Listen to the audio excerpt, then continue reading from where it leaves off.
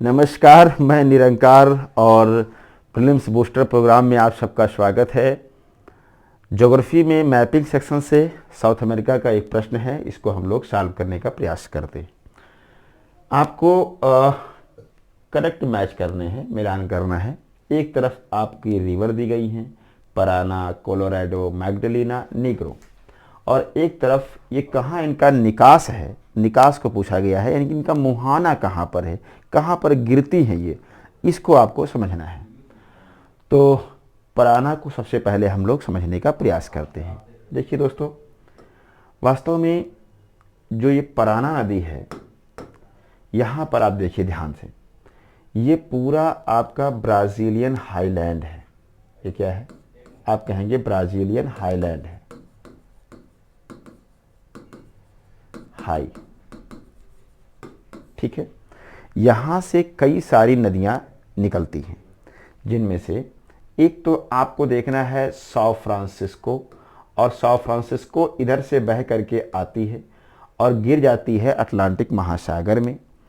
इस नदी बेसिन क्षेत्र में आपको गोल्ड डिपॉजिट मिलेंगे, गोल्ड डिपॉजिट मिलेंगे, ठीक है।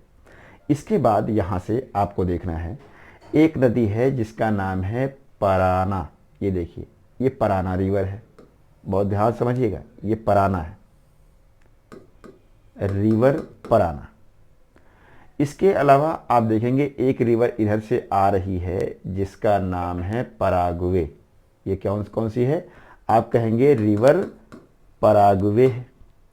एक रिवर इसमें और आके मिलती है,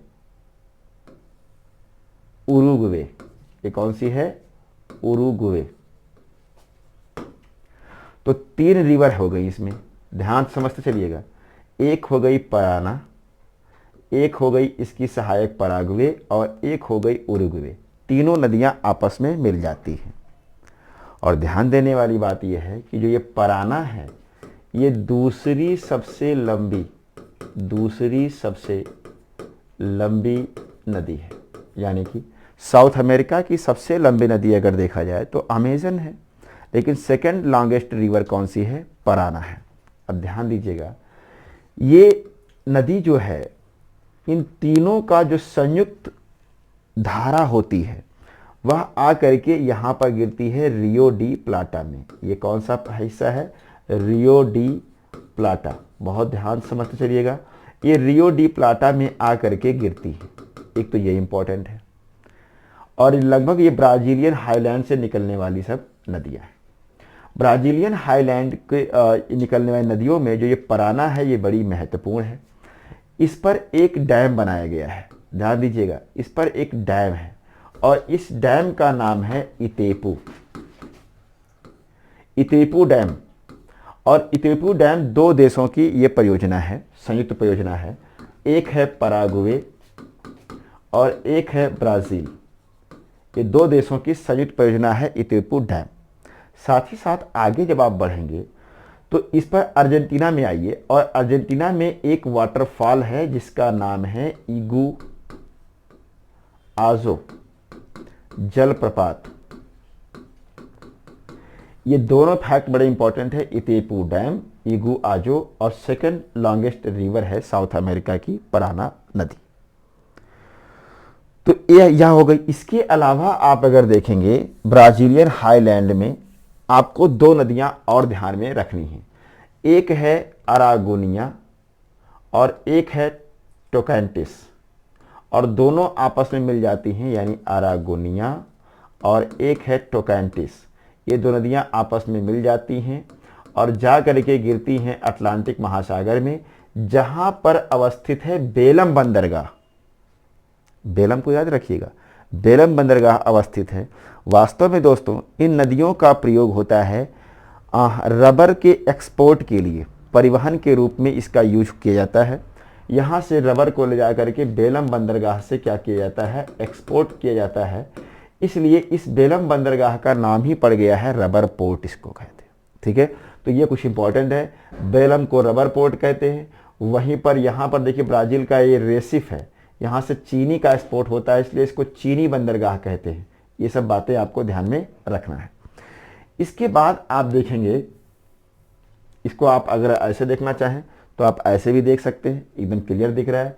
ये यहाँ से ये पराना नदी है और इसमें ये आ रही है पराग्वे मिल जा रही है और ये वाली उरुग्वे है। तो तीनों की संयुक्त धारा आकर के रियो डी प्लाटा में गिर जाती है, इतेपो डैम इगुआजो जलप्रपात। इसके बाद आप देखिए एक रिवर और है, इस नदी का नाम है कोलोराडो नदी।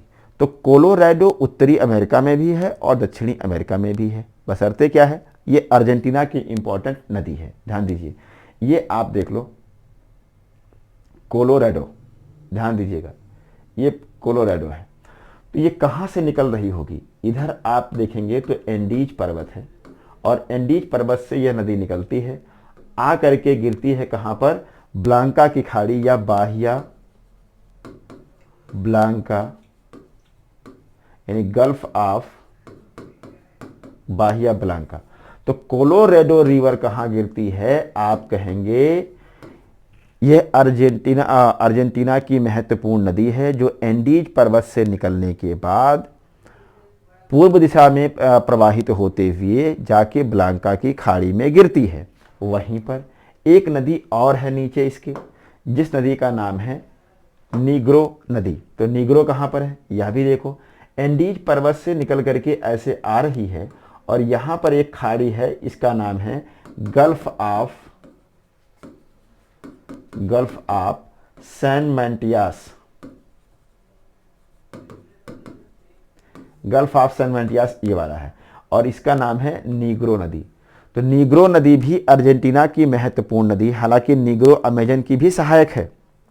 तो नीग्रो अर्जेंटीना की इंपॉर्टेंट नदी है जो एंडीज पर्वत से निकल के पूर्व दिशा में प्रवाहित होते हुए जाके सैन मैंटियास की खाड़ी में गिर जाती है। एक इसको भी ध्यान में आपको रखना है।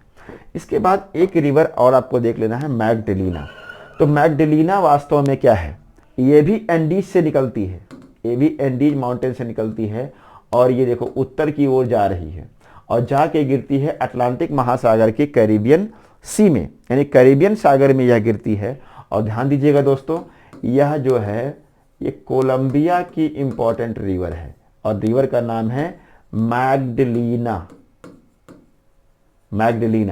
यानी मैगडेलिना नदी एंडीज पर्वत से निकलने के बाद कोलंबिया से प्रवाहित होते हुए उत्तर में अटलांटिक महासागर के कैरिबियन सागर में जाकर के गिरती है। तो इतनी नदियों को आप अच्छे से तैयार कर लीजिएगा।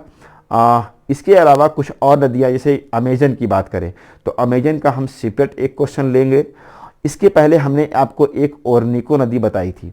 ओरनिको नदी क्या है, गुयाना उच्च भूमि से निकलती है और ये इंपॉर्टेंट नदी कहाँ की है, तो आप कहेंगे ये वेनेजुएला की नदी है और इसका बेसिन जो है वो ऑयल यानी कि पेट्रोलियम भंडार के लिए बहुत ज़्यादा फेमस है। तो अब देखिए प्रश्न पर अगर हम लौट करके आते हैं तो बड़े ही आसानी से आप प्रश्न को सॉल्व कर सकते हैं क्योंकि सारा कुछ आपने देख लिया है। तो पराना नदी को आप किससे मिलाओगे, रियो डी प्लाटा से मिला दो, सही है। एक का 4, तो इधर ऐसे 4 लिखते चलना, कंफ्यूजन नहीं होगा तब हल करते समय आपको ये सब लिखते रहना चाहिए। अब कोलोराडो कहाँ गिरती है, तो आप कहेंगे ब्लांका की खाड़ी में, यानी कि इसके सामने आप 2 लिख दो। मैगडेलिना कहाँ गिरती है, आप कहेंगे कैरिबियन सागर में, इसके सामने 3 लिख दो। और नीग्रो कहाँ गिरती है, तो आप कहेंगे सैन मैंटियास में, यानी इसके सामने आप 1 लिख दो। तो 4 2 3 1, तो कहाँ पर आपको मिलेगा 4 2 3 1, यानी इसका चौथा ऑप्शन क्या हो जाएगा, सही हो जाएगा।